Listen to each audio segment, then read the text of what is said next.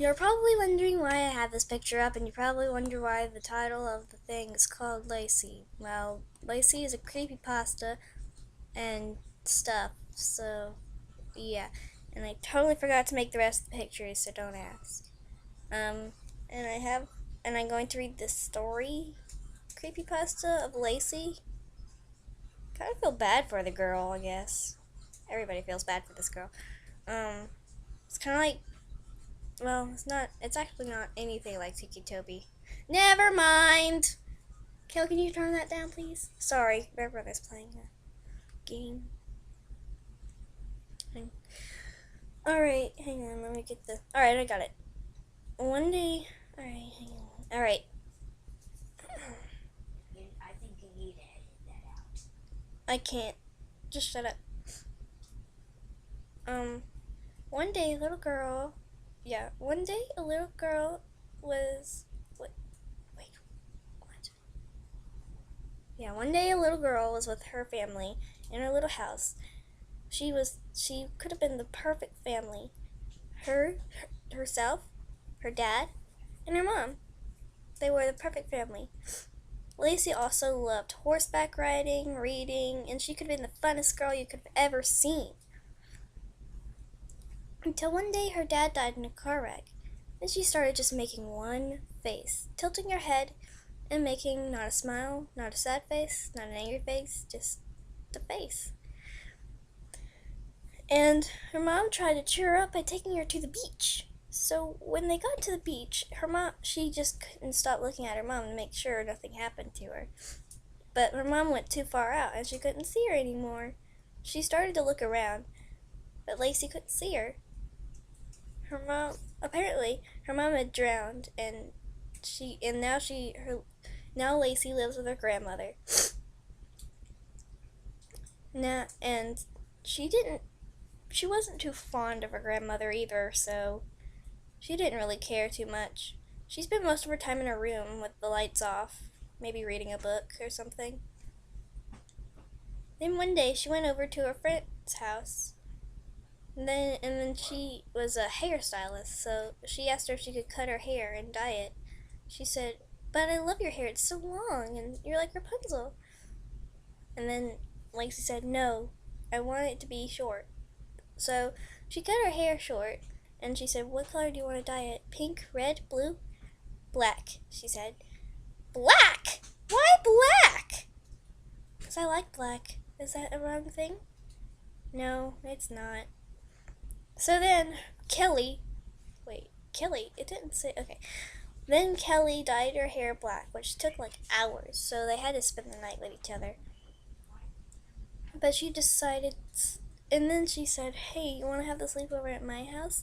I have lots of books and art supplies in my basement, and we can color like we did when we were younger." Kelly nodded, and they both went down to her house, which was just a few blocks away. And they went down into the basement. But something happened. I think people say that Lacey wanted to do this because she thought that she could make herself happier by doing it. But apparently, it did. So she hit Kelly in the head with a hammer.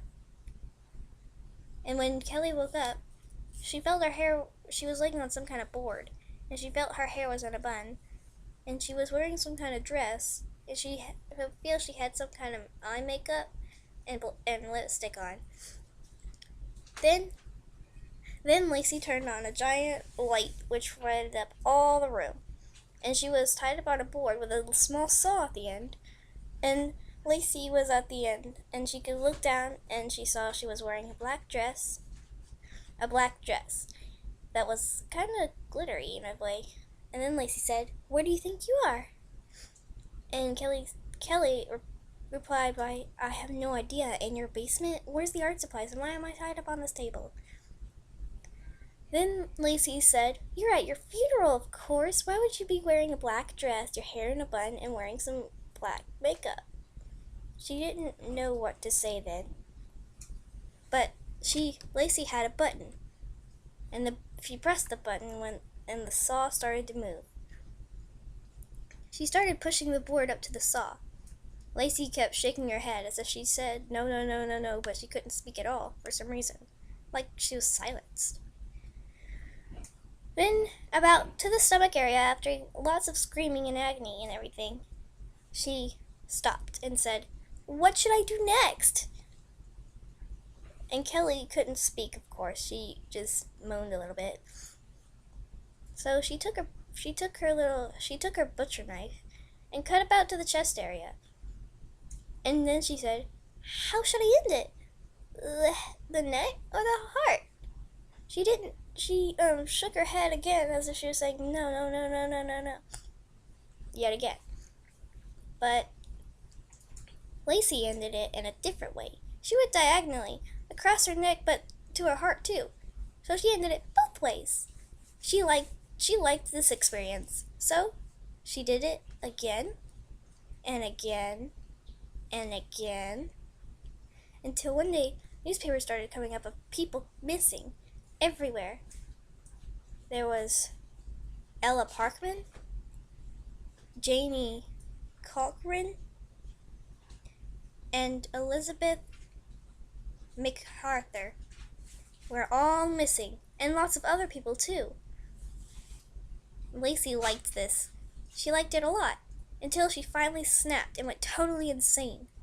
She started walking around with this butcher knife and some gloves on. Nobody knew why. She just walked up and down the street, and every time somebody would walk up on the street, they would disappear. Nobody knew why or anything. Lacey finally snapped and said that she liked this so much that she totally went insane and committed suicide in her basement on October 19th, 1993.